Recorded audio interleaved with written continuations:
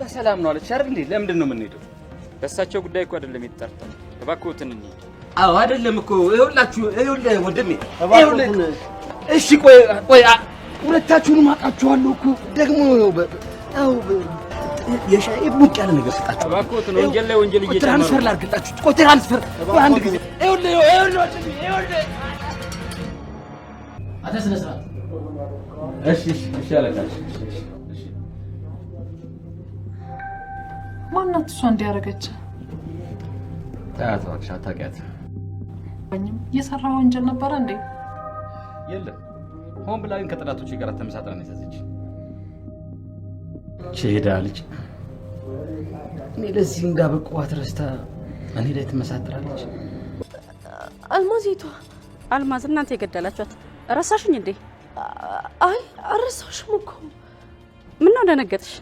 የምር እንደሞትኩ ነበር የምታስቢው? እኔን ማታለሉ ነው? አያቀኝም ማለት ነው። ማለት ቆይ አልገባኝም። ትሰሚኛለሽ? ዛሬ ከባህሉ ጋር ብር እንዲያስገባልኝ ተቀጣጥረን ነበር። እሱ ግን ስልኩን አጥፍቶ በዛው ጠፋ። በዚህ መንገድ የሚገላገለኝ መስሎት ከሆነ ተሳስቷል። አውቆ እኮ ዘግቶት አይደለም። ምን መሰለሽ አልማዝ፣ ባህሉ ታስሯል።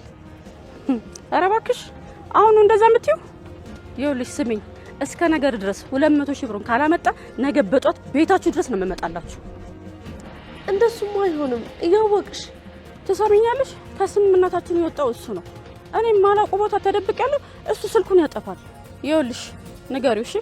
እስከ ነገ ድረስ ካላስገባልኝ መጥቼ ሰላም ነው ያታለሁ። በዛውም በጣም ብዙ መነግራት ነገር አለ። ቃላቶ በኃይሉን አሳሰረችው። ዳጊና ብሌንን እና ሰላምንም አጣላቻቸው። ምክንያቱም ለልጁ በመደወል ልጁ ደግሞ መጥቶ ዳጊና ሰላም ቃልና አቶ በኃይሉ ሆነው ወይዘሮ አልማዝን ገለው እንደቀበሯት ለብሌን ተነገራት። ታዲያ ብሌንና ሰላም ተጣሉ ማለት ነው። እኔ እንደዚህ አላልኩሽም ነበር፣ አላምንሽም፣ እንደዚህ ነሽ ብዬ አልገምትሽም ነበር ትላታለች። ታዲያ ብሌን በጣም አዝናለች። እንዴት ይሄን እኮ ላይ ያደርጋሉ ብላ ታዲያ ጊም ጋር መንቀልቀል ብለው ይጣላሉ። ታዲያ ከወይዘሮ ሰላምም ጋር ብሌንና ወይዘሮ ሰላም ሰጣ ገባ ውስጥ ገብተዋል። ታዲያ ለፖሊስ ደውለሽ እንዳትናገሪና እንዳታሳስሪ ስትላትም ነበር። ታዲያ ብሌንም እንዴት እንዳላሳስራት ሰላም ታሳዝነኛለች፣ ዝም እንዳልላት ደግሞ የወንጀል ተባባሪ ሆኜ እኔ እስከነሱ ምን ተሻልኩ ትላለች ማለት ነው። ታዲያ ሰላም እንግዲህ የብሌንን እናት ተብላ የመጣቸውን ወይዘሮ አልማዝን የገደለቻትም አውቃና ልታስረዳት ትሞክራለች። ነገር ግን ብሌን ልትረዳ አልቻለችም። ሰላም ጤና ይስጥልኝ ውድና የተከበራችሁ የቻናል ቤተሰቦች በያላችሁበት ዓለም ዳርቻ ሰላማችሁ ብዙ ተረፍ ይበል። ዛሬም እንግዲህ ተወዳጅና አስተማሪ በሆነው በዳራ ድራማ ወደ እናንተ መጥቻለሁ ማለት ነው። እንግዲህ ቃል ሴራዋን ሰርታለች።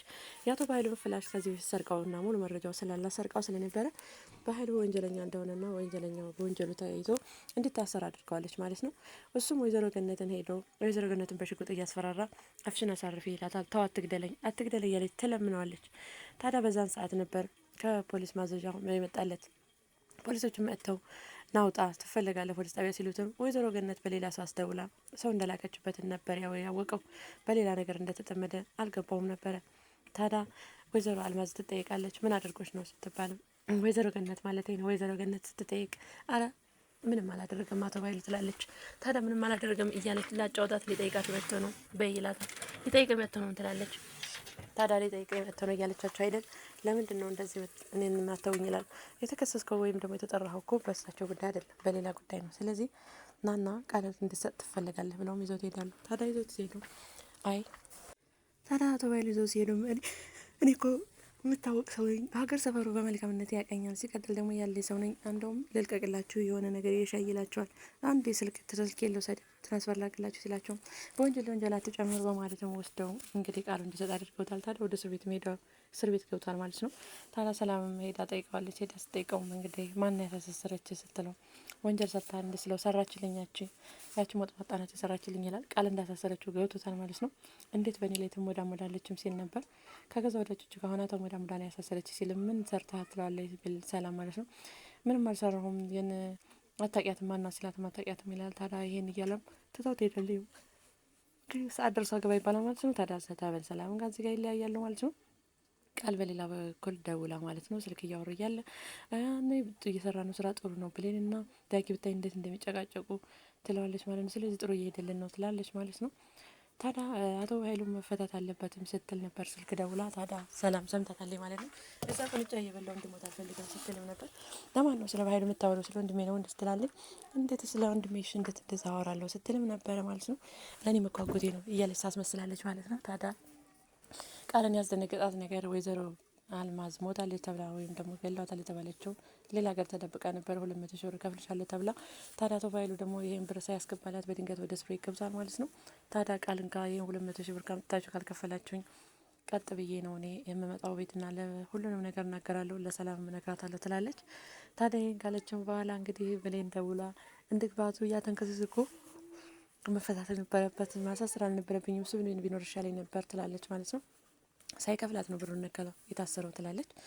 ታዲያ እንግዲህ ስታማክረውን በቃ ከሰላም የሆነ ብር እንቀበላታለን፣ አስፈራርተን ለፖሊስ ነው የምናገርብሽ ብዬ ብር እቀበላታለሁ ይላታል ማለት ነው።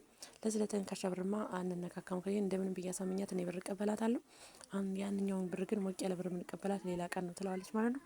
ታዲያ በዚህ ተስማምተው እንግዲህ ቃል እንግዲህ ሰላምን አሳምናት የሆነ 200 ሺህ ብር ተቀብላ ለገነት ልትከፍል ነው ማለት ነው። ይሄን ካልከፈለች ደግሞ ገነት ጥንቅጡን ታወጣዋለች። ቤት ትመጣና ማለት ነው ሞታለች እንግዲህ ተብላ ተቀብራለች የተባለች ሴት እንግዲህ በአካል ስትመጣ ብሌንስ ሰላምስ ምን ይላሉ ማለት ነው። ይሄን ሁሉ ዳጊም እንደሞተች ነው የሚያውቀው ማለት ነው። ታዲያ ዳጊንም እንግዲህ ብሌን በማያውቀው ጨዋበታለች፣ ተጣልተዋል ማለት ነው።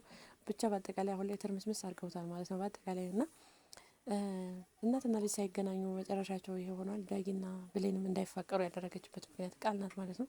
የቃል እቅድ እየተሳካላት ይመስለኛል። አሁን ሰላም 200 ሺህ ብር ከሰጠቻትና ለወይዘሮ አልማዝ ብሩ ከተላከ ምንም ነገር አይፈጠርም ማለት ነው፣ ይሳካላታል። ነገር ግን ሰላም በምክንያት ለቃል 200 ሺህ ብር አንሰጥሽም ባለቻት እና ከየት አምጥታ እንደምትከፍለው እዛ ደግሞ ወይዘሮ አልማዝ ቤት ከመጣች ውጥንቅጡ ይወጣል ማለት ነው።